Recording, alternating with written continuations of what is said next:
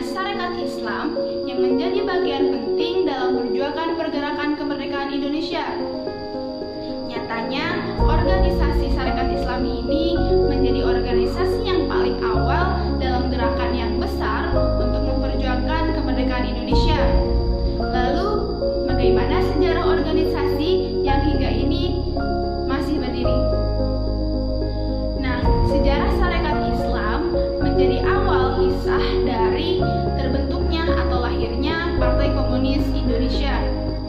Sejarah Sarekat Islam atau organisasi Sarekat Islam pada awalnya hanya berbentuk seperti organisasi masyarakat atau ormas keamanan yang bernama Rangso yang dicetuskan oleh Haji Samanhudi, seorang pedagang batik dari Surakarta atau Solo. Pada saat itu ada terjadi kesenjangan sosial pada masyarakat Hindia Belanda. Nah, kesenjangan ini tidak lain adalah akibat dari adanya kebijakan-kebijakan pemerintah kolonial Belanda yang mengkelompokkan masyarakat Hindia Belanda ini sesuai dengan identitas kesukuannya. Kemudian, pada tahun 1905, tepatnya pada tanggal 16 Oktober, organisasi Rangso ini diubah nama menjadi Sarekat Dagang Islam oleh Haji Samanhudi. Nah, seiring berjalannya waktu, pada tahun 1909, tepatnya di Kota Bogor, itu lahirlah cabang baru Sarekat Dagang Islam yang diketuai oleh Tirto Suwiryo. Kemudian, pada tahun 1912, organisasi Sarekat Dagang Islam ini mendapatkan pengakuan dari pemerintahan kolonial Belanda dan kemudian diganti menjadi Sarekat Islam. Adanya penghapusan kata dagang dalam nama organisasi Sarekat Islam ini tidak lain hanyalah untuk memperluas jangkauan gerak organisasi Sarekat Islam. Tidak hanya membahas tentang ekonomi saja, akan tetapi juga membahas tentang politik, sosial, dan keagamaan. Pada tahun 1914, setelah adanya kongres di Yogyakarta, yaitu isinya tentang pemindahan pusat organisasi ini ke Surabaya. Pada tahun ini juga tercatat ada 400.000 orang yang secara resmi sebagai anggota Sarekat Islam. Semakin banyaknya anggota dalam organisasi Sarekat Islam ini pada akhirnya melahirkan gesekan-gesekan yang kemudian menyebabkan perpecahan dalam organisasi ini. Dalam beberapa sumber menyatakan bahwa organisasi ini telah dimasuki pemahaman-pemahaman sosialisme dan komunisme. Sebenarnya, Hoscokro Aminoto pun menginginkan menggabungkan pemahaman sosialisme dan Islam. Terbukti dengan adanya catatan-catatan dalam surat kabar utusan Hindia milik SI itu sendiri, terutama dalam artikel yang ditulis oleh Hoscokro Aminoto yang berjudul Sosialisme Berdasar Islam. Akan tetapi selanjutnya ada sesuatu yang menyebabkan kelompok-kelompok yang lebih memilih ke paham komunisme membrutal.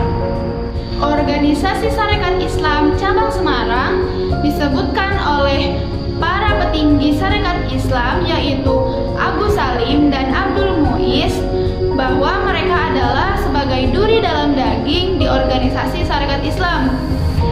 Nah, kemudian para petinggi ini mengeluarkan peraturan agar dilarangnya ada rangkap jabatan dalam organisasi ini, yang menyebabkan mereka harus memilih antara SI menjadi pilihan satu-satunya atau dipecat. Memang kebijakan ini ditujukan pada Semaun dan kawan-kawannya, akan tetapi berpengaruh pula pada anggota SI lainnya yang telah merangkap jabatan di organisasi lainnya. Nah, kemudian karena Semaun dan kawan-kawan bersikukuh tidak ingin keluar dari Perserikatan Komunis Hindia, mereka akhirnya dipecat secara resmi dalam Kongres di Madiun pada tahun 1923. Nah, dalam kongres ini menyebabkan SI terpecah menjadi dua bagian, yaitu SI merah dan SI putih. SI merah diketuai diketuai oleh Semaun yang berhaluan kiri dan berpusat di kota Samarang. Sedangkan SI Putih yang diketuai oleh Agus Salim yang berhaluan kanan yang berpusat di Yogyakarta. Sarekat Islam Merah yang diketuai oleh Semaun kemudian berganti nama menjadi Sarekat Rakyat yang seiring berjalannya waktu organisasi ini kemudian berganti nama menjadi Partai Komunis Indonesia. Nah, pada Kongres di Madiun ini pula, organisasi Sarekat Islam berubah nama menjadi Partai Sarekat Islam atau PSI.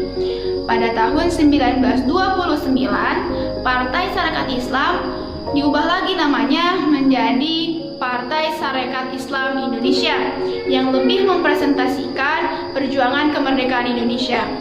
Akan tetapi, setelah Hos Cokro Aminoto wafat pada tahun 1934, terjadi perpecahan.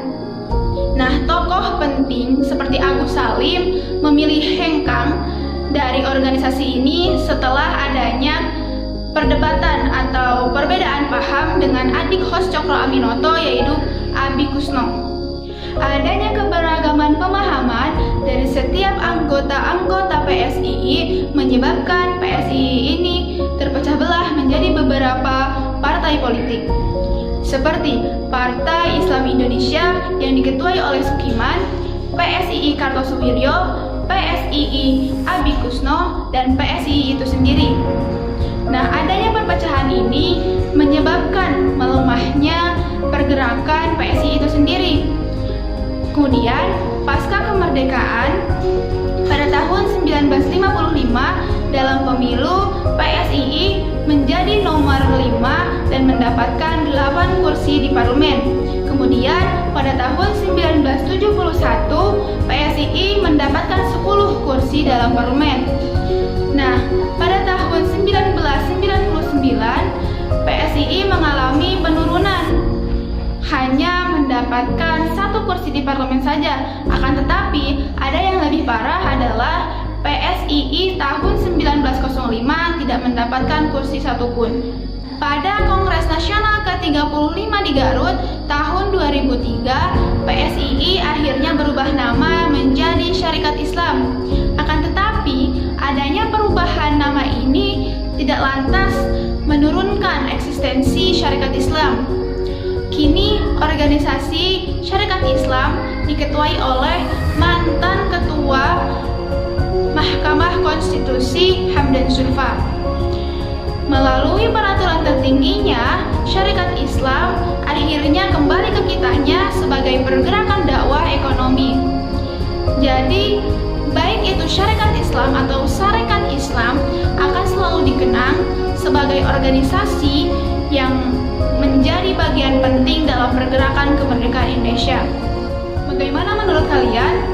Dan seperti apakah kalian memaknai adanya organisasi ini? Silahkan tulis komentar Anda. Terima kasih.